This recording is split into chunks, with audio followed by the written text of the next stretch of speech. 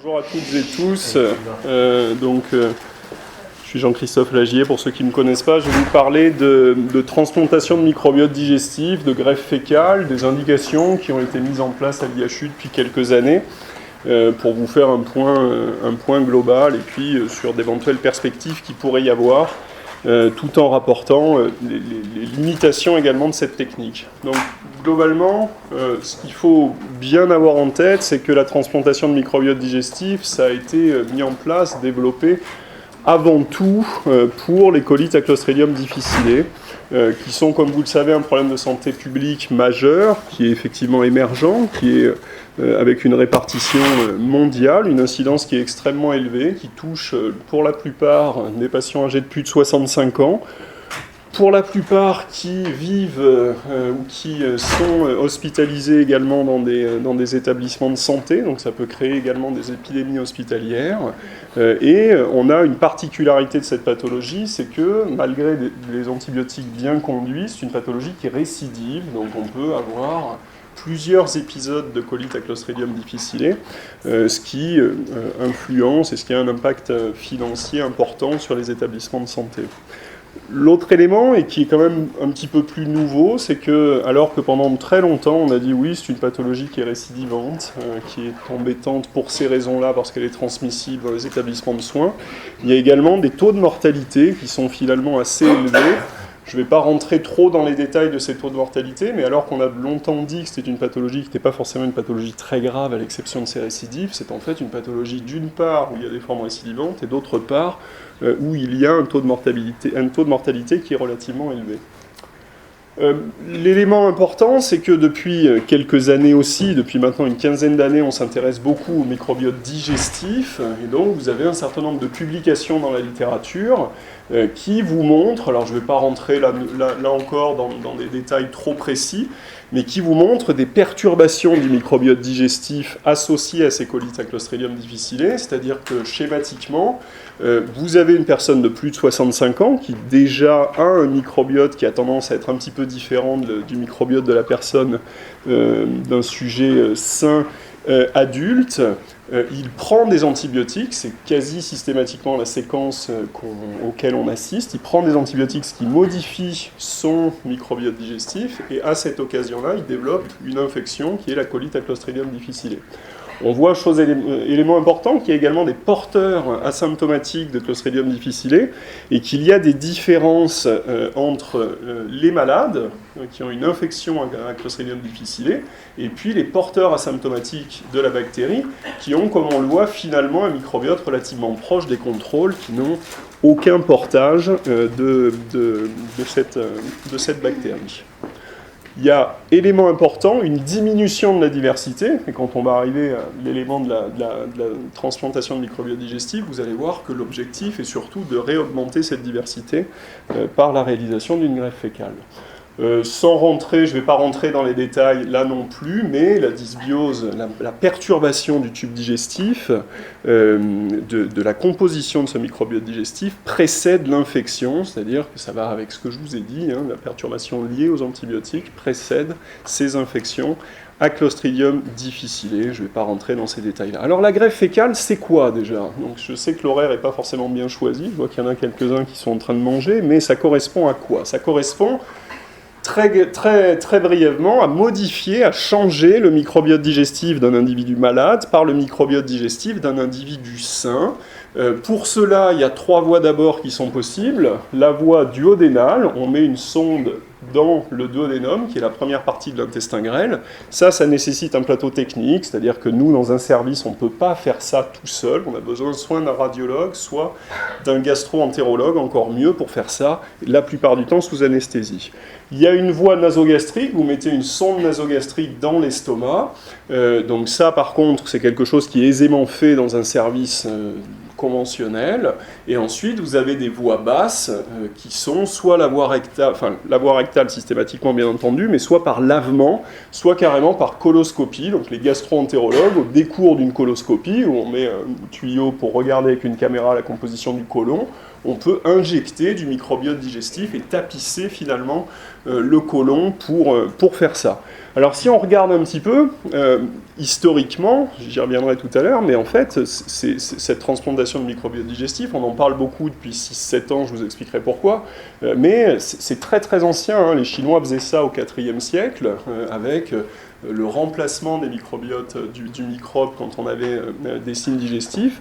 Eisman, ça c'est assez intéressant, en 1958, c'était un chirurgien qui avait traité des patients, 4 patients, qui avaient ce qu'il avait appelé une colite pseudomembraneuse. Une particularité médicale de cette infection, c'est que vous pouvez avoir des membranes au niveau du côlon.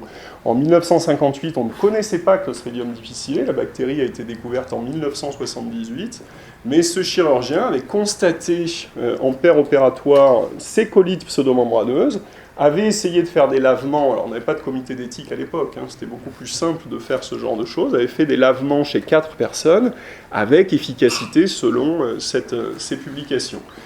Et puis, avant l'essai randomisé dont je vais vous parler, qui a changé la vision de la transplantation de microbiote digestif, vous voyez qu'il y a un certain nombre de cas rapportés.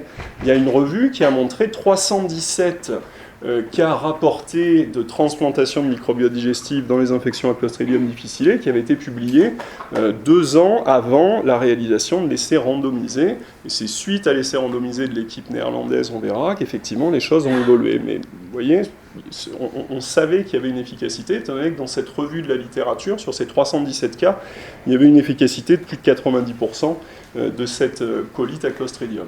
Donc ce qui a changé, sur la diapositive que j'ai empruntée à Mario Kart, qui vient de rentrer, il y a si vous voulez, 7 études randomisées où une équipe néerlandaise a comparé d'une part des patients qui étaient traités par l'antibiotique de référence, qui est la vancomycine, avec des patients qui avaient une transplantation de microbiote digestif par voie duodénale, et il y avait un 3e groupe de patients qui consistait à faire un lavage du tube digestif, comme on le fait avant une coloscopie, plus les antibiotiques. Donc vous aviez la transplantation, où là aussi il y a le lavage, mais de façon à s'assurer que ce n'était pas simplement le lavage du tube digestif qui faisait l'efficacité de ce traitement, ils avaient fait un groupe comme celui-ci.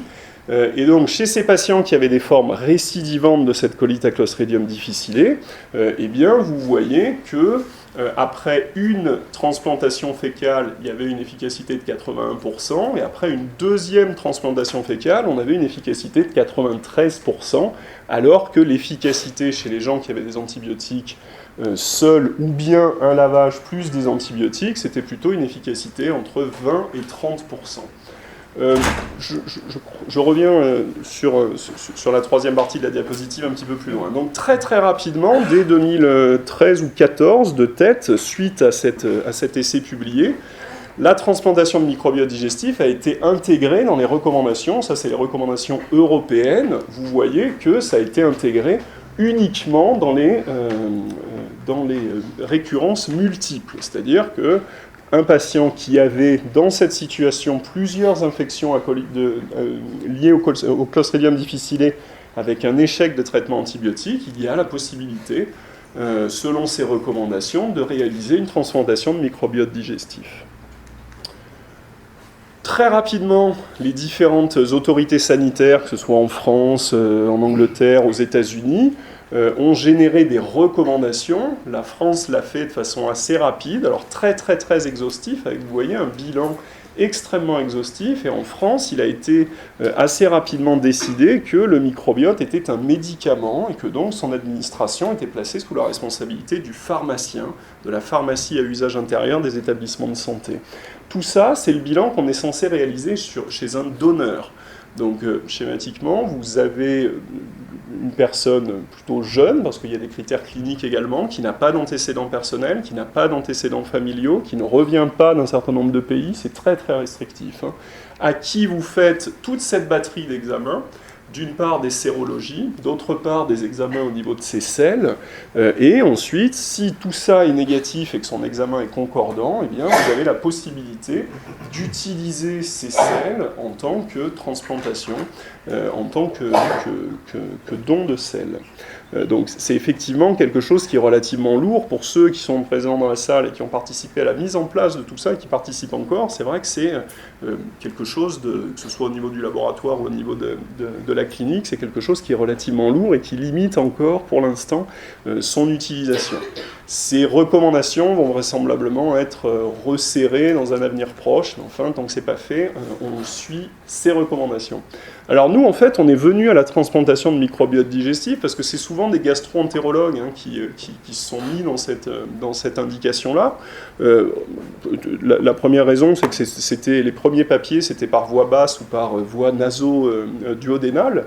Donc c'était les gastro-entérologues qui faisaient ça. Nous, infectiologues, on est venu un petit peu par hasard à ça, mais de façon assez concomitante finalement avec ce papier publié dans New England.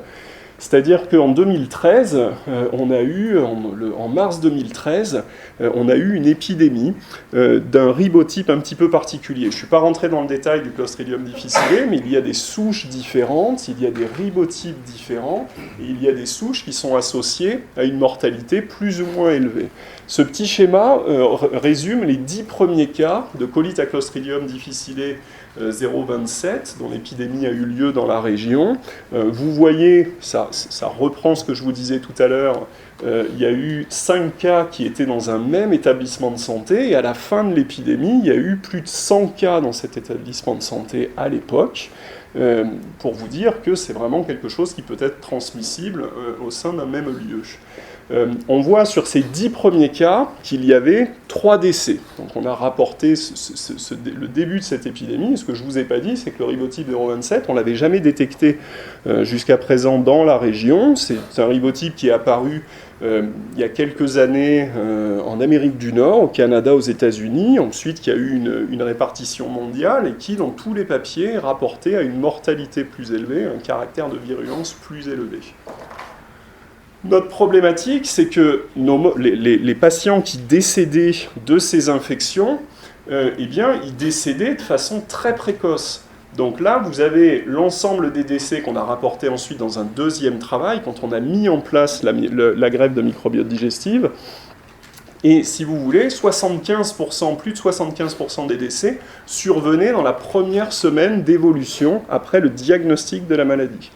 Donc, tout ce que je vous ai dit jusqu'à présent, c'est-à-dire on a le droit de faire de la transplantation de microbiote digestif à partir du moment où on est à la 2e ou à la 3e récidive, ça n'avait évidemment aucun intérêt, étant donné que la grande majorité des décès survenaient ici au bout du 7e jour, et qu'avant le 7e jour, eh bien, pas de possibilité de faire cette transplantation.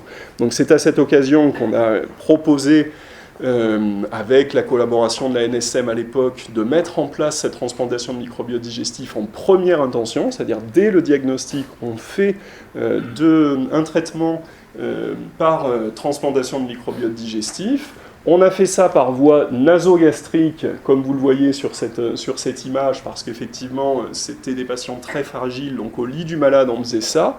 Donc, schématiquement, je ne vais pas rentrer dans ces détails-là, mais enfin, globalement, vous avez vérifié que la personne pouvait donner, ensuite, c'est une dilution, il y a un mixage de la selle, une filtration, et ensuite, vous passez ça directement par sonde nasogastrique. Il n'y a pas d'anesthésie, et c'est relativement bien toléré, on y reviendra tout à l'heure. Ce travail, donc sur les premiers patients, donc il y a 16 patients qui ont été greffés en première intention dans cette indication-là. On a comparé avec 42 patients qui avaient été traités uniquement par antibiotiques sur ce ribotype 0,27, je le rappelle. Et donc, vous voyez qu'il y a une diminution très significative de la mortalité dans le groupe des patients qui a été traité par transplantation de microbiote digestif en première intention par rapport aux patients qui étaient traités par antibiotiques.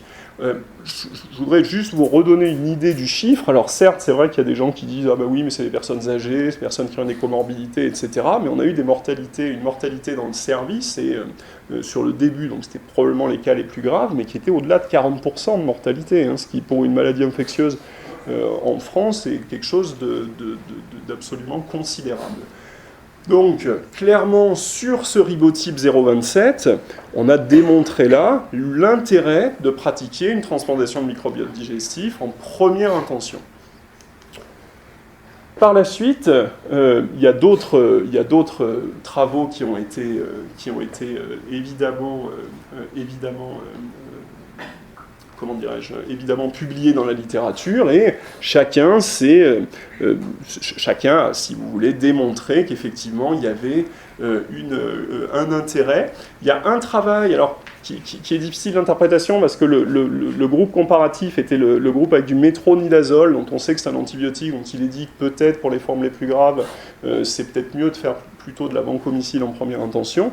Mais ça, c'est un autre papier qui a testé la transplantation de microbiote digestif en première intention, mais hormis les formes graves, et ils ont montré une supériorité également de la transplantation de microbiote digestif. Alors ensuite, Mathieu, Marie, on a continué à travailler sur ça. Ça, c'est pour vous donner l'exemple d'un cas d'une patiente qui avait une forme grave. Je vous ai dit que les formes graves étaient souvent associées au ribotype 0,27, mais pas uniquement. On peut très bien avoir des formes graves associées à d'autres toxines. Donc ça, c'est une patiente qui était en réanimation, qui a bénéficié d'une transplantation fécale, et c'était soit la transplantation de microbiote digestif, soit carrément la chirurgie avec une colectomie, on lui a enlevé le côlon, et donc ça a permis, si vous voulez, de réaliser cette transplantation, a permis qu'elle puisse guérir, et en tous les cas qu'elle n'ait pas cette colectomie. Donc ensuite, le travail d'après que je voulais vous présenter, c'est le travail de Marie qui, au-delà des travaux qui ont été faits sur le ribotype 0,27, il a été décidé de faire une analyse des formes graves et de regarder, quel que soit le ribotype, si le fait de faire une transplantation de microbiote digestif de façon rapide, comme on s'était mis à le faire de façon systématique, était efficace. Et bien là encore, tout à l'heure sur le ribotype 0,27, la mortalité était réduite par 5, elle était sur ce travail-là, tout ribotype confondu, réduite par 3, avec une réduction très significative de la mortalité, donc sur un travail qui a été publié par Marie et Mathieu dans Clinical Infectious Disease. Alors, la suite du travail qui est encore en cours, qui a été débuté, c'est de reprendre finalement sur notre cohorte l'ensemble des patients qui étaient traités pour une colite à Clostridium difficile. Donc vous voyez qu'on a fait un suivi, on a assuré un suivi depuis quasiment le début, alors à l'exception des tout premiers patients qui avaient déjà été rapportés, qui étaient dans un cadre d'épidémie un petit peu particulier. L'idée était de reprendre l'ensemble de ce travail. Donc finalement, il y a 284 patients qui ont été screenés, et en fait, vous voyez donc, dans ce travail qui est pas encore publié, qui n'est pas encore soumis, donc sur lequel je vais passer assez rapidement, les enseignements, si vous voulez, ils sont multiples. Le premier enseignement, c'est que plus on va faire de greffes de microbiote digestif, et plus l'efficacité va augmenter. C'est-à-dire que certains patients ne guérissent pas après une transplantation, mais le fait de leur faire de façon répétée une deuxième transplantation, voire une troisième transplantation de microbiote digestif, c'est quelque chose qui améliore le pronostic. On l'avait vu dans le premier travail du New England, c'est vrai qu'il y avait 13 patients qui avaient guéri après une transplantation, il y en avait 15 qui avaient guéri avec une deuxième transplantation successive sur les 16 qui avaient été inclus dans ce travail. Et ben, l'enseignement, c'est celui-ci. La caractéristique clinique et démographique des patients, je ne vais pas trop m'étendre là-dessus. Le fait qu'ils ont reçu des antibiotiques, c'est dans l'immense majorité des cas, vous voyez, le cas, c'est-à-dire que c'est très souvent des gens qui ont reçu des antibiotiques, avec probablement un certain nombre de molécules qui sont plus fréquemment associées à des colites à Clostridium difficile. Donc l'idée, si vous voulez, c'est que, vous voyez sur cette diapositive-là, on se rend compte qu'effectivement on augmente le pourcentage de succès quand on a plusieurs épisodes de microbiote digestif. transplantations de microbiote digestif. Alors j'y reviendrai sur la fin, mais ce qui nous intéresse également, c'est finalement les effets secondaires de ces colites à Clostridium difficile. Et au niveau des effets secondaires, la littérature en général retrouve que c'est quelque chose qui est bien supporté. Des nausées, des diarrhées, quelques complications à type de pneumopathie d'inhalation, quelques complications à type d'occlusion, de perforation intestinale, et puis, mais j'y reviendrai vraiment sur la toute fin, quelques cas de bactériémie qui ont été rapportés, sur lesquels effectivement je pense qu'il faut qu'on ait une analyse un petit peu en détail de ce qui a été rapporté précédemment. Alors, je vous ai dit, finalement, ça reste encore, tout ce que je vous ai présenté jusqu'à présent, ça reste encore relativement empirique. C'est-à-dire que, pour parler schématiquement, on prend des matières fécales qu'on dilue, qu'on filtre et qu'on injecte, si vous voulez. Très probablement, on pense qu'une faible partie de ce microbiote digestif est utile pour guérir les patients. C'est-à-dire que probablement que c'est quelques bactéries, un cocktail de bactéries manquantes qui pourraient être utilisées à l'avenir pour guérir ces patients. Ça permettrait bien entendu de changer de voie d'administration et de donner ces cocktails de bactéries par des gélules. Ça permettrait également de faciliter le fait de répéter les transplantations, c'est-à-dire que là, vous imaginez, quand on fait déjà une transplantation avec la sonde nasogastrique, etc., au bout à un certain âge, c'est parfois difficile sur la tolérance, et bien le fait de pouvoir le faire par gélule avec des cocktails de bactéries, c'est quelque chose qui améliorerait bien entendu le fait de pouvoir le faire de façon répétée. Donc globalement, il y a un certain nombre de travaux dans la littérature qui se sont intéressés à analyser les cocktails de bactéries et non plus les matières fécales de façon totale, si vous voulez. Donc on a en particulier ce cocktail-là, qui est un essai comparatif, 30 patients avec des colites à Clostridium difficile récurrentes. Vous voyez qu'il y avait quand même une absence de récurrence sur 8 semaines, une majoration de la diversité du microbiote, mais finalement ensuite un échec de la phase 2. Il y avait eu dans un autre travail, qui est un travail expérimental chez la souris, la responsabilité de Clostridium scindens qui avait été évoquée, et puis finalement il y avait eu des travaux préliminaires satisfaisants, et au moment de la phase de développement utilisant cette bactérie, ça a été un échec. Ensuite on a 2 autres travaux qui ont montré des résultats satisfaisants, mais les 2 fois, si vous voulez, la sélection des bactéries a été finalement un peu hasardeuse, c'est-à-dire qu'une fois ils ont pris des bactéries sporulées, une fois ils ont pris des bactéries qui étaient traitées à l'alcool, ils ont administré ça, et finalement il y a eu une efficacité raisonnable dans ces essais-là.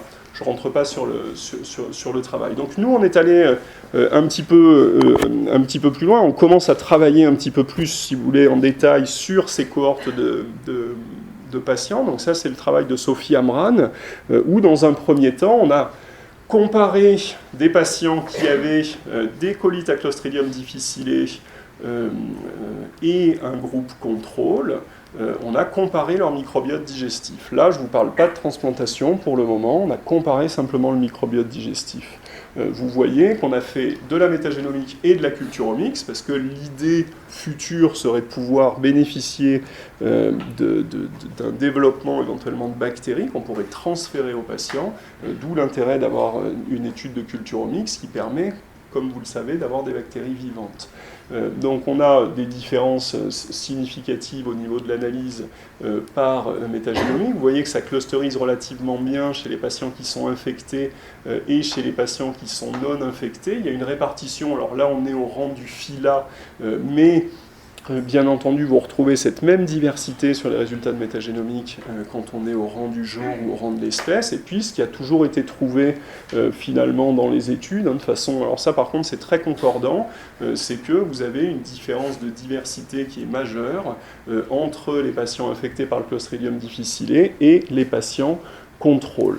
Dans son travail, elle a ensuite, si vous voulez, comparé ces patients contrôle et ces patients infectés par Clostridium difficile avec des conditions de culture par culturomix. Et dans un deuxième temps, on a regardé dans notre travail les bactéries qui étaient en commun avec les 2 travaux les plus significatifs dont je vous avais parlé de bactériothérapie, qui étaient des travaux de Dved et de Petrov, que vous avez représentés par les couleurs. Donc vous voyez que dans 100% des prélèvements, eh bien, il a été retrouvé ces bactéries-là, et elles étaient aussi présentes chez les témoins et pas chez les malades, et elles étaient également présentes dans le cocktail de bactéries qui était ici.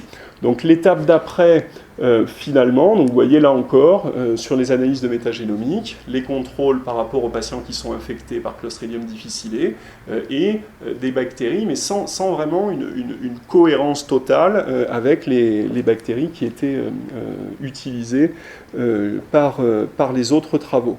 Donc l'étape d'après, bien entendu, c'est d'essayer de regarder la correspondance entre, dans le détail si vous voulez, entre les travaux de Dved, ceux de Petrov et puis notre travail, qui pourrait potentiellement avoir une efficacité, et d'essayer de voir quelle composition pourrait être utile. Bien entendu, tous ces travaux sont préliminaires, parce qu'on a comparé des patients témoins qui n'avaient pas de Clostridium difficile avec des patients qui avaient un Clostridium difficile, et donc l'étape d'après, sur laquelle l'équipe a déjà commencé à travailler, sur laquelle Tong est en Master 2 cette année, c'est de faire la même analyse, mais de le faire chez les malades après greffe de microbiote digestif, et également dans l'infusa, c'est-à-dire ce qu'on utilise chez le donneur, et de pouvoir comparer ces 3 paramètres pour essayer de voir qu'est-ce qui finalement était perdu avant la transplantation et qui est ensuite transféré depuis l'infusa et qui pourrait avoir une efficacité pour peut-être un jour ensuite développer ce type d'approche pour une approche beaucoup plus thérapeutique.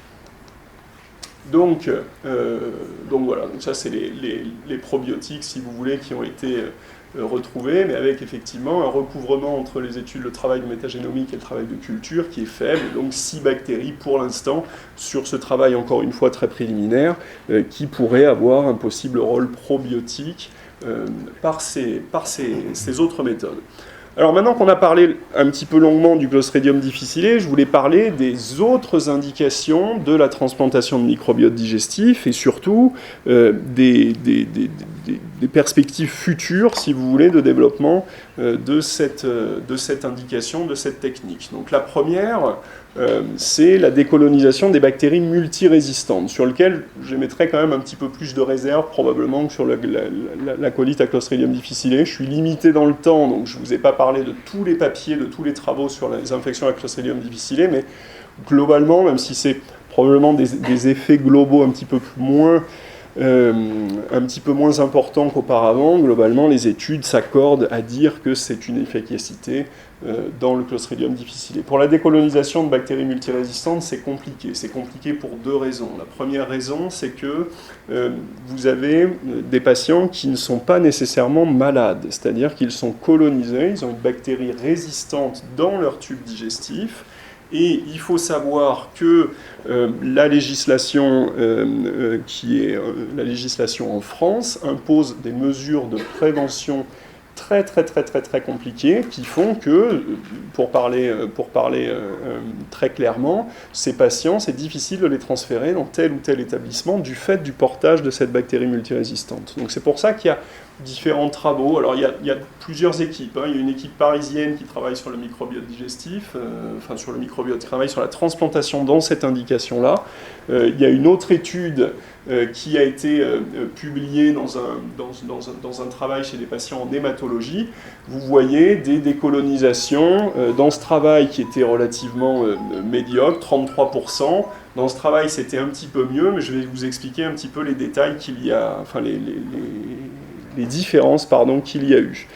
Au total, c'est quand même un petit peu plus important, ça c'était les 2 plus gros travaux. Sophie a fait un travail, une revue qui est en cours de reviewing, et elle a retrouvé 132 cas de décolonisation de microbiote digestif, de décolonisation des bactéries multirésistantes au sein du microbiote digestif, avec des efficacités plus ou moins importantes, et puis surtout, comme vous le voyez, c'est ça un des problèmes de la transplantation, c'est une hétérogénéité des pratiques qui est tout à fait considérable, malgré cet effet randomisé qui a été publié. Donc nous, le travail qui avait été fait par Nadia Saïdani dans le service, c'était une étude monocentrique, avec une étude rétrospective. En fait, il y avait des patients qui avaient été porteurs qui avaient été greffés, d'autres qui ne l'avaient pas été, et l'idée était de comparer avec ces patients appareillés sur l'âge, le sexe, les espèces bactériennes, le type de résistance, l'effet de la greffe de microbiote sur le portage digestif par suivi des écouvillons rectaux.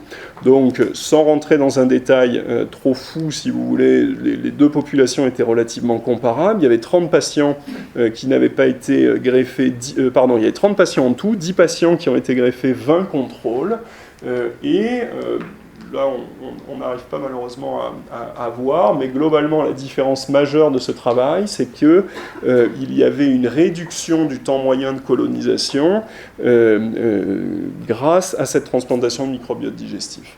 Après une transplantation, l'efficacité, vous voyez, était relativement modeste, parce que seulement 4 patients avaient été décolonisés. Après 2 transplantations, il y a 4 patients supplémentaires, donc finalement une efficacité globale de 80%. Donc cette réduction du temps de décolonisation qui peut avoir un impact pour des patients qui sont en attente d'être transférés pour la suite d'une prise en charge dans un établissement spécialisé. L'exemple typique qu'on reprend, c'est fréquemment effectivement ce patient qui attendait une place en centre de rééducation, qui a pu être transféré parce qu'il était décolonisé. Les résultats qu'on a depuis sont fluctuants, c'est-à-dire que parfois vous y arrivez facilement, d'autres fois vous avez des réinfections, et puis bien entendu il faut certainement peser les indications dans la décolonisation des BHRE, des bactéries hautement résistantes émergentes, parce que là encore une fois, les patients ne sont pas malades, donc c'est vrai que c'est tout à fait différent de la colite à Clostridium difficile, où vous êtes devant une pathologie où il y a une mortalité, où il y a une morbidité qui est importante. Si on compare aux 2 papiers dont je vous ai parlé tout à l'heure, la différence, donc les 3 papiers utilisaient un lavage du microbiote digestif avant de faire la transplantation digestive. Nous, dans notre protocole, c'est probablement une des différences, c'est que on fait des antibiotiques avant le début du traitement. Pendant quelques jours, on donne des antibiotiques actifs sur ces bactéries-là pour nettoyer, en plus des lavages du microbiote, des préparations coliques pour être plus précis. Et de la même manière que l'étude américaine, on s'accorde de faire plusieurs transplantations successives. Là encore, dans cette indication, et probablement encore plus dans cette indication, vous imaginez que le fait de pouvoir donner ensuite ce microbiote par gélule est un enjeu tout à fait considérable. Le taux de succès est variable, mais avec des différences de population qui sont importantes. Alors, l'autre point de ces manipulations finalement du microbiote, c'est de se dire, est-ce que ça peut avoir un effet sur d'autres microbiotes ? Est-ce que le fait d'administrer des microbes par le tube digestif, ça peut modifier les autres microbiotes, et en particulier, est-ce que ça peut avoir un intérêt thérapeutique par ailleurs ? Donc le point majeur, c'est que vous savez qu'il y a un passage entre le tube digestif et le lait maternel de différents lactobacillus, Lactobacillus fermentum et Lactobacillus salivarius, dans 2 indications. Une première, c'est le traitement des mastites chez la femme, et le deuxième, c'est même la prévention de ces mastites. Donc il y a eu des travaux qui ont été publiés par une équipe espagnole qui travaille sur cette thématique, qui ont démontré que les mêmes bactéries qui étaient administrées par voie orale étaient ensuite excrétées par le lait maternel, et qu'en plus de cela, ça avait une efficacité sur les mastites, une efficacité clinique et une efficacité microbiologique. Donc je suis un petit peu limité par le temps, donc ça c'était l'analyse microbienne, si vous voulez, du lait maternel, où vous voyez qu'il y avait un certain nombre de microbes qui étaient retrouvés, et il y avait une guérison de ces mastites, et également, donc je vous le disais, dans ce second travail, une prévention avec cette fois-ci le Lactobacillus salivarius, avec chez les patientes des différences au niveau de ce microbiote qui était grâce à l'administration de ces souches de lactobacillus. La deuxième chose qui a été constatée, alors là par contre qui a été constatée sur le plan clinique par Tariq, donc lui il avait une cohorte de patients qu'il avait greffé pour le Clostridium difficile, et il a, au niveau de cette cohorte, regardé, eu l'intelligence de regarder, vous savez, les infections urinaires à répétition sont souvent chez les personnes âgées, chez les personnes qui sont un petit peu les mêmes que celles qui font des colites à Clostridium difficile.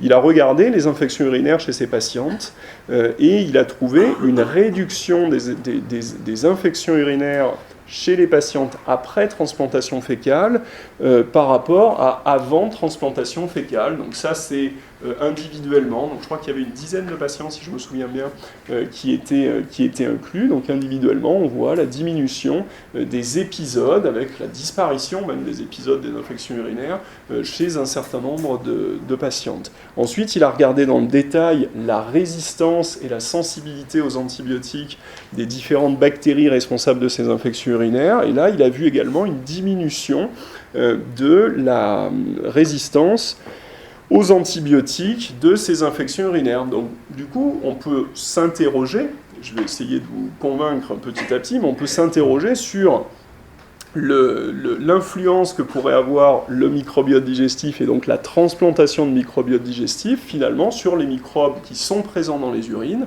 Vous savez qu'on sait désormais que les urines ne sont jamais stériles. Chacun a des bactéries dans ses urines et lors d'une modification de cet écosystème, pour une raison X ou Y, on développe probablement une infection urinaire. Donc là, le fait de constater ça, l'observation est vraiment un point essentiel en médecine, donc le fait de constater ça est un premier élément qui pourrait nous orienter sur une modification du microbiote digestif qui modifierait également quelque chose au niveau urinaire.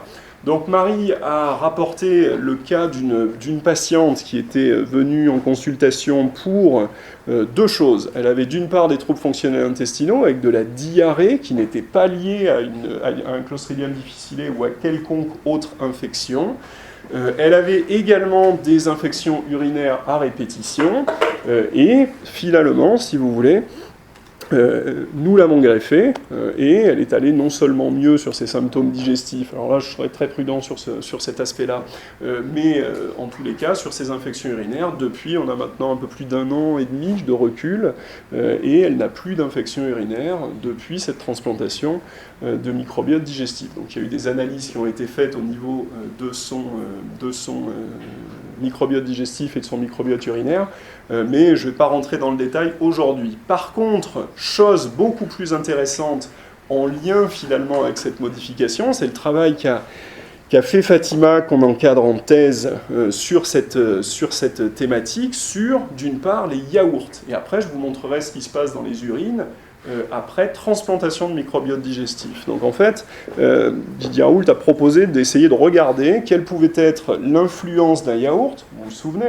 lactobacillus au niveau du sein de maternelle. Le lactobacillus, les bifidobacterium, c'est des choses qui sont très très fréquentes dans les yaourts. Et donc on s'est dit, tiens, est-ce que éventuellement ça pourrait faire quelque chose au niveau des urines, le fait de consommer ça. Donc dans un premier temps, donc, ça a été des jeunes témoins sains, on va dire, donc avec 2 étapes, 4 hommes, 4 femmes dans un premier temps.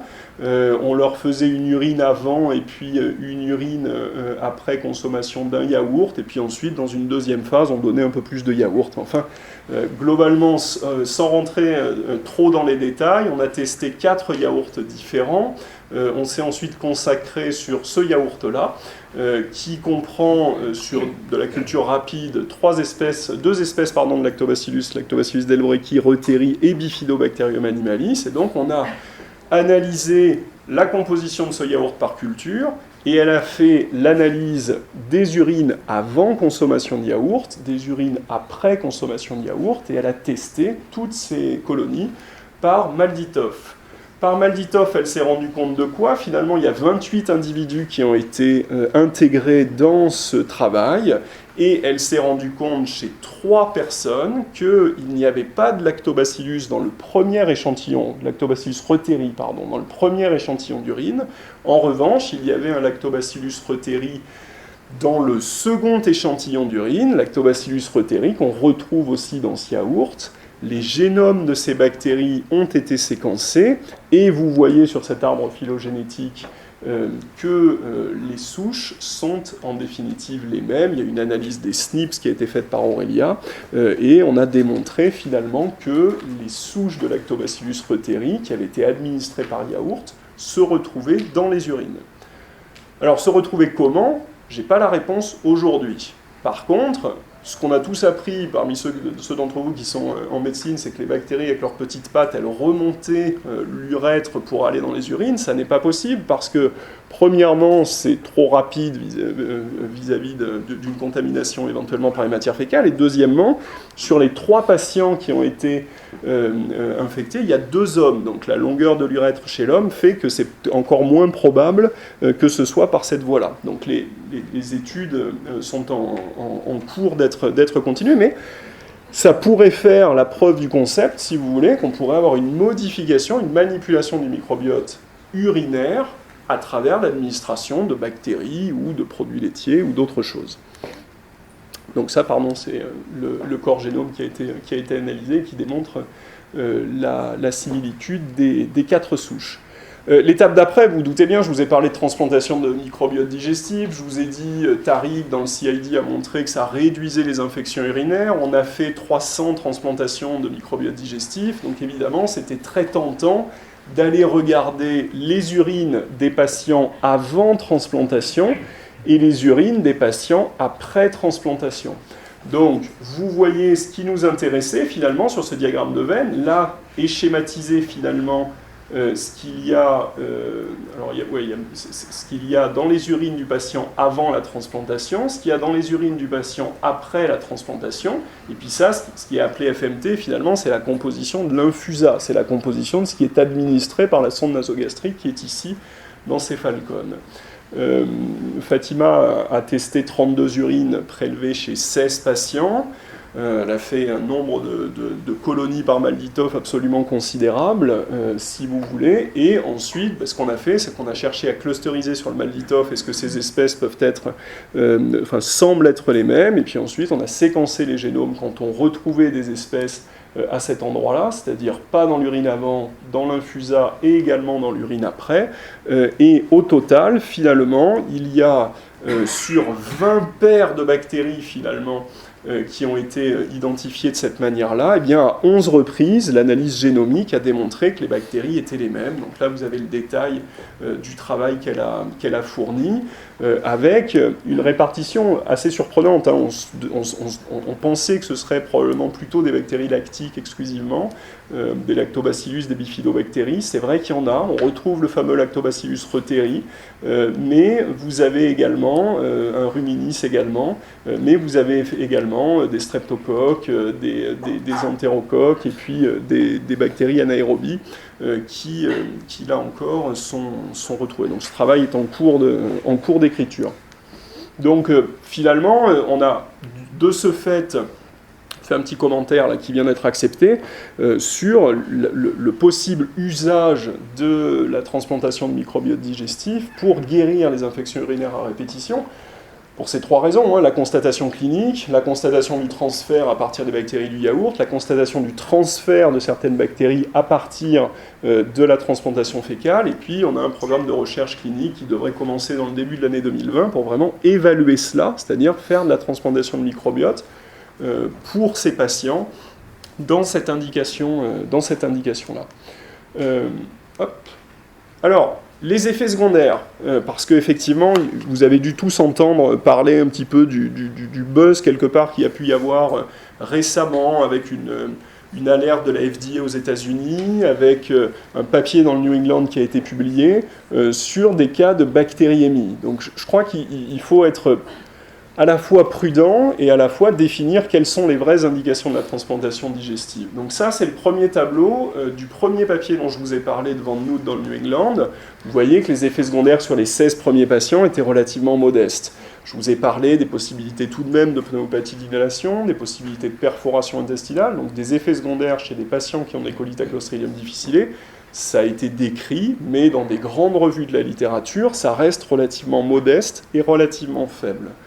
Par contre, ils ont publié cet article-là, qui en fait, alors vous voyez, c'est un peu dans l'air du temps aussi, hein, c'est-à-dire que ça commence par drug resistant. Vous voyez, c'est vraiment le point d'appel, c'est la multirésistance. Donc en fait, tout ce qu'on essaye d'expliquer, de disséquer ici à l'IHU, vous voyez, le titre, c'est drug resistance. Alors en fait, l'histoire de ces patients, elle est assez caricaturale, c'est-à-dire qu'il y a des différences entre chaque pays sur les recommandations de la validité d'un don de matière fécale. La première différence, c'est que nous, en France, on se doit de tester les bactéries résistantes aux antibiotiques, que ce soit les BHRE ou les BLSE, vous l'avez vu tout à l'heure, ce qui n'était pas le cas aux États-Unis. Et là, ces patients sont morts de bactériémie à Escherichia coli, de bactéries qui étaient des Escherichia coli BLSE, qu'ils annoncent comme étant transmis par greffe de microbiote digestif. Mais si on regarde dans le détail, donc l'article il fait 4 pages, hein, si vous voulez, si on regarde dans le détail, premièrement, les dons n'étaient pas testés, c'est une première remarque, mais surtout, ce qui frappe, c'est de se dire, mais pourquoi y a-t-il plus de risques de mourir d'une bactériémie à BLSE? Les BLSE, c'est des choses, on en a tous les jours, on sait très bien les traiter en médecine, hein, donc ça ne nous pose pas de problème. Hein. Pourquoi il y a plus de chances que ce soit une bactérie résistante qu'une bactérie sensible qui ait donné une bactériémie? Donc oui, probablement, la bactériémie, elle est arrivée vraiment dans les heures qui suivaient la transplantation de microbiote digestif, donc il est probable que la cause, ça soit ça. Et donc quand même, on se dit, mais tiens, c'est bizarre, pourquoi c'était les BLSE? Donc ça, c'est le premier point. Le deuxième point, c'est qu'on est allé voir un peu dans le détail les patients, et donc les patients qui ont été greffés, dans le cas d'essais cliniques, l'un était un patient qui était cirrhotique, on sait que les patients qui ont des cirrhoses sont des patients qui sont à risque de faire des bactériémies spontanées, greffe de microbiote digestif ou pas.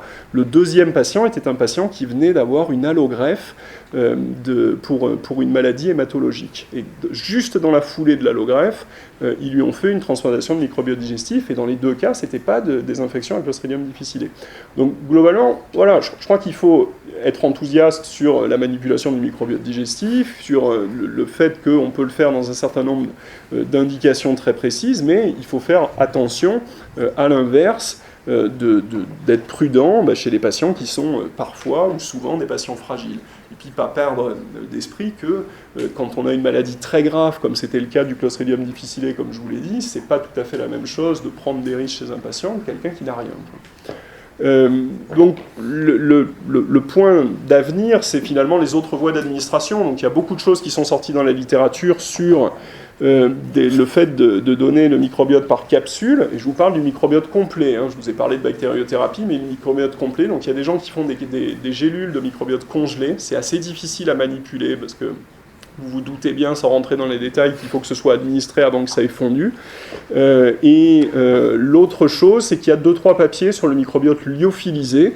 Nous, c'est la voie qu'on a choisie, donc on a travaillé sur le microbiote, donc ça c'est les papiers, enfin 2 des papiers, parce qu'il y en a beaucoup, sur le microbiote congelé. Nous, on a travaillé sur le microbiote lyophilisé, donc c'est Sarah Bellali qui a beaucoup travaillé sur ça, en collaboration également avec la pharmacie. Vous voyez que finalement, ça se transforme en une petite poudre qu'on administre en gélule, donc bon... Le processus est un peu complexe parce que c'est une collaboration avec la pharmacie qui est nécessaire, mais on a travaillé sur le fait d'optimiser la conservation des bactéries par cette lyophilisation, et donc avec un cocktail, sans rentrer trop dans le détail, parce qu'il y a des choses qui ont été un petit peu modifiées depuis, eh bien, grâce à ce cocktail, on réussit à conserver des bactéries en quantité plus importante. Donc finalement, l'avenir du microbiote digestif, de la transplantation fécale, c'est probablement le fait de pouvoir manipuler un petit peu comme on le fait finalement avec l'ultralevure, qui est un champignon depuis des années, qui est commercialisé en gélule. C'est de pouvoir l'administrer de cette manière-là, de bien affiner les indications. Je ne suis pas rentré dans le détail, mais il y a des gens qui travaillent sur les pathologies digestives, la maladie de Crohn, la rectocolite hémorragique. Je ne suis pas rentré dans le détail parce que les résultats pour l'instant sont plus ou moins satisfaisants. Il y a beaucoup de gens qui travaillent sur la colopathie fonctionnelle. Il y a bien entendu en parallèle des choses qui doivent être faites sur, plutôt que de mettre des matières fécales, plutôt mettre des bactéries. Et puis, bien entendu, vous savez qu'il y a dans les perspectives futures, il y a de nombreux travaux qui ont montré une amélioration de l'efficacité des traitements anticancéreux par immunothérapie en fonction du microbiote digestif. Et donc là, on pourrait imaginer éventuellement un jour modifier, analyser et puis éventuellement modifier le microbiote d'un sujet, d'un patient, avant de débuter ce traitement pour optimiser ce traitement. Voilà pour le point que je voulais vous faire là, début 2020. Merci.